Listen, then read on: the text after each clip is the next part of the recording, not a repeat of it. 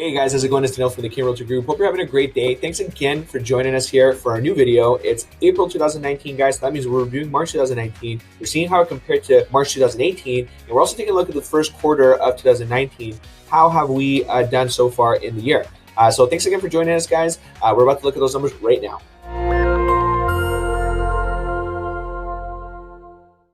All right, guys, thanks again for joining us here. What we do in this video is we take a look at the numbers, right? We want to see what are the trends, what's been going on in the last few years, and also what's been going on in the last few months here in the Toronto Real Estate Board. What we actually look at mostly is the detached homes. We take a look at semi-detached townhomes, and we look at condos as well. We try to see how it compared to 2018.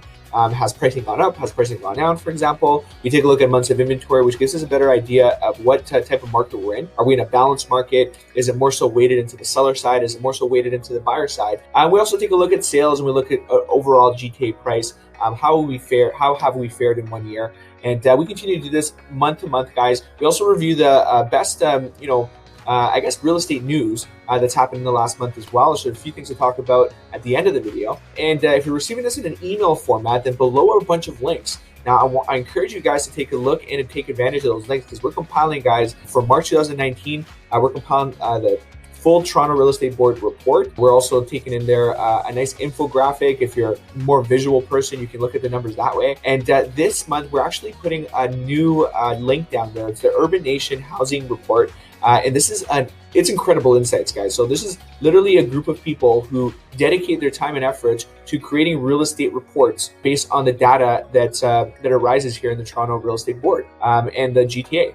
They take their time, they dissect all the numbers, they provide descriptions of what's going on in terms of our supply, in terms of our demand, in terms of our sales, price points, and they also give us a lot of really nice charts. The great thing about this report is if you look below and you click on it, it actually gives us a great summary of Q1 2019, and it gives you a way better idea. It gives you a way better idea of what's been going on and kind of where we're heading. All right, so I encourage you to look at those links and even some of the news articles that we put down there as well. A lot of useful information for you guys over and above this particular video. All right, but let's take a look at the numbers. That's normally what we take a look at here. Let's pull up on the screen here the average price points.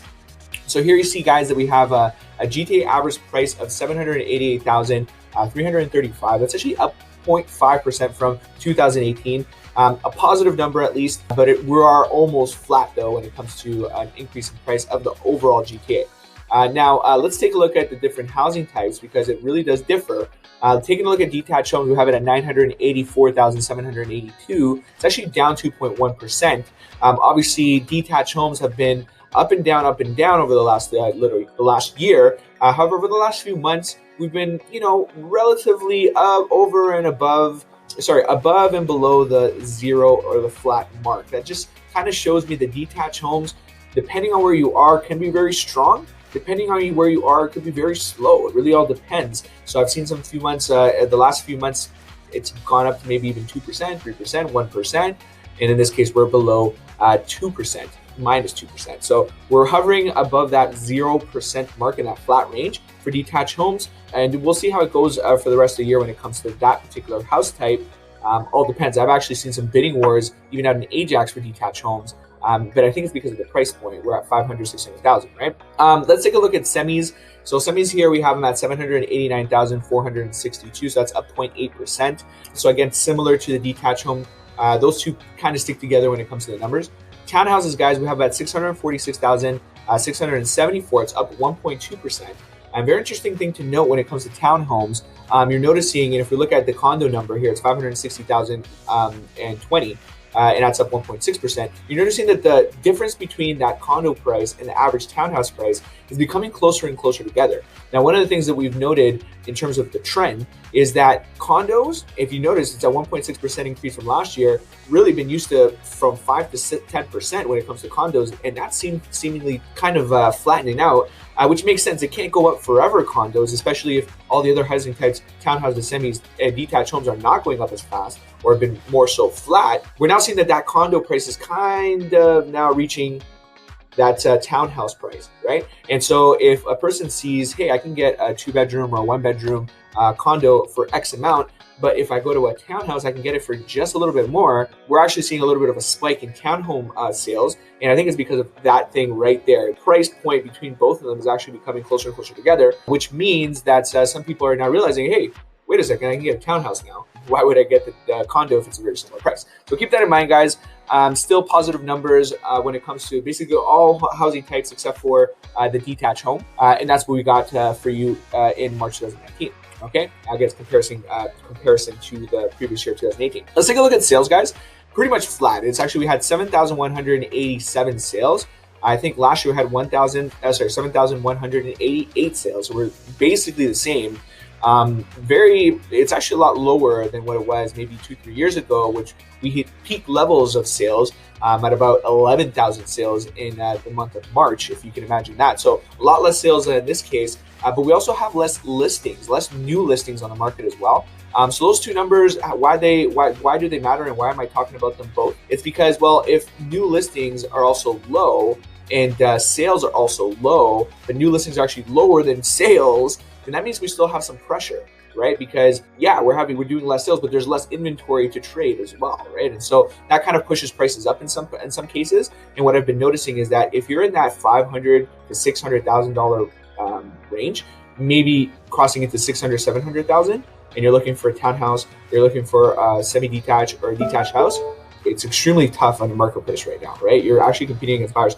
If I'm talking and this is resonating with you, send me a message, because I have some tricks at the bidding war table to get our offer accepted, okay? It's actually worked in 2018. So having said that, guys, sales are flat, and the price points are hovering about that 0 to 1% mark as well. Things are pretty flat in March 2019 when it comes to sales and when it comes to prices. Let's take a look at the months of inventory, though, because that did change definitely. I've seen it change over the last little while. I think it's because of supply. And, well, I mean, the months of inventory anyways really give us an idea of supply and demand, and this is why we're looking at that. But I believe the supply is a little bit tighter, which means that, there's a little bit more pressure in our marketplace right now. So let's take a look at the months of inventory. Let's bring this up, and let's take a look at Toronto. So we see Toronto, we have 1.8 months of inventory. And why is that significant? It is because when we're closer to that 1 month of inventory or 2 months of inventory, we're more of a seller market technically, okay? And we're experiencing that in Toronto. If you have a desirable housing type or you're in a desirable location, it's flying off the charts, right? You're probably going to have a few buyers bidding on your house. And so that's very nice for people who live in those areas. And when it comes to sales to active listing ratio, we have it at about 56% sales to active listing. That gives us more of a balanced number. Okay, because when we're between 40 and 60%, we're more so balanced. Going over that 60% mark, though, we're going into a seller market. And if we go lower than that 40% mark, then we're looking more of a buyer market. So, we're in there, right? I mean, it's pretty tight in terms of the market. And at the same time, depending on where you are, could be relatively balanced as well. It's not an extreme seller market, I wouldn't say, but it all really depends on where you are, okay? At Durham, guys, we're at 2.08 months of inventory, so that's actually coming down as well. I think in the last few months, it was about 2.3, 2.4. However, we're in winter months as well. 48% sales to active listing, so more in the balance range. Peel region, guys, we're at 1.64 months of inventory. 1.64 months of inventory. That's actually the lowest of all regions out in Peel. So we're talking Mississauga, Brampton, right? All those areas over there. Seems like properties are selling pretty quickly based on the months of inventory. We see it at 61 sales to active listing, which is kind of inching towards that seller market now in Peel region. York region, guys, we're at 3.4 months, which is awesome because I've seen 5 months of inventory in 2018 for Peel. For York region. So we're talking Vaughan, Richmond Hill, Maple, all those cities just above Steeles and above the city of Toronto. I really like those markets. And if I'm seeing 3.4 months of inventory right now in York region, I can only imagine what's going to happen over the next few months. You had a huge window to go out there and get things at a discounted price. And I've been telling you, hey, if you're looking in York region, go pick something up at 800,000, go pick something up at 900,000, because people have bought those properties at 1.2 a few years ago. Right now, things are tightening up. We're moving outside of the buyer market. We're still in it, okay? But we're moving outside of that buyer market into a more balanced market out in York region. Go out there and get some deals in York region. This is the time to do it, all right? So that's what I have to say when it comes to the numbers. Now, there's also a few what are the real estate, what does real estate news tell us in March 2019? So we'll talk about a few of those things. One of the things I mentioned earlier is that new listings have actually declined more than sales. That creates competition across the GTA markets. What I have been noticing is bidding wars are on the rise in the GTA. I've been involved in those actually pretty frequently over the last few months, which was a surprise to me and literally a surprise to the listing agents. Most of the people I talked to, I was like, hey, I mean, did you expect a bidding war? Most people were like, no, I didn't expect it to be this active. And it just became a bidding war, right? I mean, they didn't even put the price low to try to sell in a bidding market. In a bidding war. They just listed it at market value, and there was enough demand at those price points, 500, 600,000, that it became a bidding war. All right, so that's why I say the market's tight. Bidding wars are on the rise for certain price points, because if you're trying to buy something over $1 million, you got options and you can negotiate. Okay, and I know that because I have guys all over the map here in terms of price points. Okay, so that's something that was really cool. Now, another thing that actually happened as well is that there's a new first-time home buyer incentive. This was part of the federal budget. I actually made a video on this on our social media channels. Follow us, guys, at King Realty TO on Instagram, preferably, but also we have a Facebook page and a YouTube page as well. But I did post a video of this and I explained a little bit about what this is all about. So we have a few things. We have our home buyer plan RRSP. So you can use an RRSP for your first-time purchase. Or funds from RRSP, you can borrow funds from there, you got to pay it back. Before we had a limit of $25,000, that has increased by $10,000 up to $35,000. So if you're a first-time home buyer and you have $35,000 or less in your RRSP sitting there, sometimes your company matches contributions, and I've met people that had no idea they had so much money in their RRSP. You can actually use that and put it towards your first payment, first down payment of the first purchase. You can use up to $35,000 now. Hopefully they have that money. A lot of people don't. Okay, but if it's in there, then you can use that for your purchase price. The other thing that they changed is that CMHC is actually going to contribute 5% down payment for a resale home and up to 10% down payment for a new home.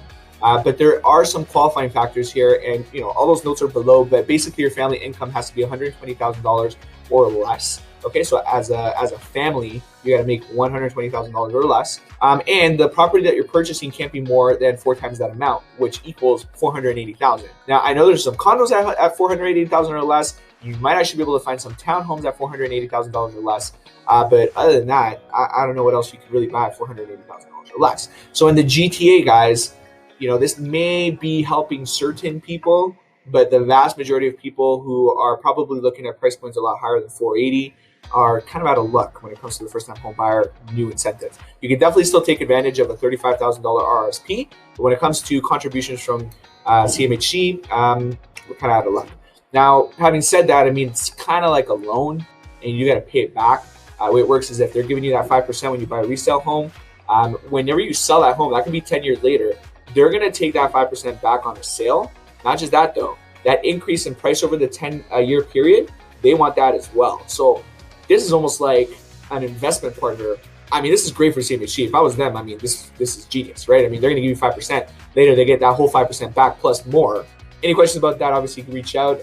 Some of you might be able to take advantage of the first-time home buyer incentives. I'm not saying it's a bad thing. It's definitely going to get your foot in the door. If you only have 5% today, they can literally give you another 5, which means that now you have 10, and your monthly payment is a lot less. It's a lot lower than it would be if you only had 5% down payment.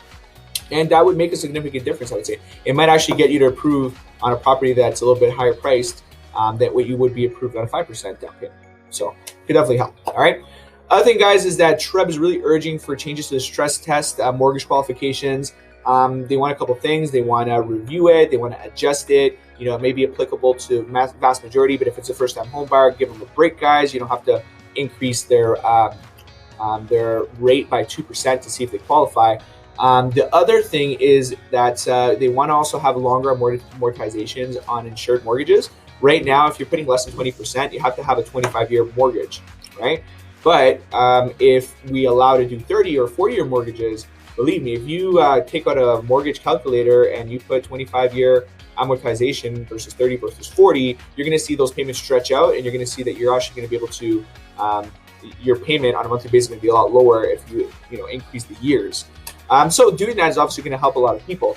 The other thing is that the reason that they implemented this stress test was because interest rates were predicted to go up. I believe a few days ago, the Bank of Canada announced that the interest rate is going to hold.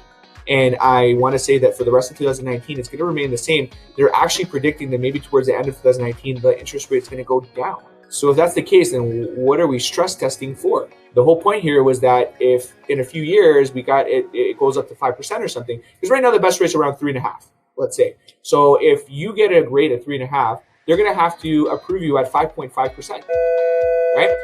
But that's to protect you from future increases. But if there's no future increases, what are we getting protected from? Okay, so that's the argument from Trev. Last thing, guys, is this Housing TO 2020-2030 action plan. So this is actually something that's been put in place. The City of Toronto is going to, collaborate with external partners and people related to housing to figure out, what is our plan of action over the next course of few years. One of the things that they proposed recently was to increase the municipal land transfer tax for higher priced homes. So if you guys didn't know, when you're buying a house in Ontario, there's a land transfer tax. There's provincial land transfer tax all across the province. But if you're buying in Toronto, there's a municipal land transfer tax. So there's a double whammy. You're going to pay an extra land transfer tax that goes to the City of Toronto. So they're proposing to increase that for higher priced homes. I don't actually have a note here on what that price point is, but I'm guessing over $1 million, right? Now, if they increase that, it's going to affect a lot of people. The worry here is going to have a trickle down effect on supply. If those higher priced homes, people stay put because they don't move around, the tax is too high, for example. It could cause those things. And one of the other things that they did is a study that kind of showed that this increase is not a sustainable way to create revenue for the City of Toronto. So, Treb, which is obviously our board, is kind of against this, and I'm not mad at them, right? So I don't know if that's a good solution just to get more revenue from people in terms of taxes. So we got to be on a watch for that, right? It's obviously a plan that's going to be in place for the next 10 years. And we definitely need to take note of what's happening, and I'm going to be reporting to you guys in these videos over the next coming months if there's more developments. Okay, so again, guys, take advantage of our links below. We put them there for a reason. Take a look at the full reports. If you're a numbers person, analytical, you're going to be in there for like an hour looking at all the numbers, but they're very interesting. If you don't want to click on everything, if there's one thing that you can click on, is the Urban Nation report, guys. It's not just charts. They give you a nice little paragraphs on the explanation of everything, which is amazing. Take advantage, guys. I mean, that costs money, and I'm putting it right in your email. All right, take a look at the news articles, all that sort of stuff. Get in touch if you have any questions related to housing, guys. This is why we're here. This is literally our business. This is all that we do, and we actually do it really well. All right, so King Realty TO in most social channels, 416-647-931-1313. If you want to get in touch with us, info@kingrealty.to. Have a great day, guys. Thanks again for joining us. Take care.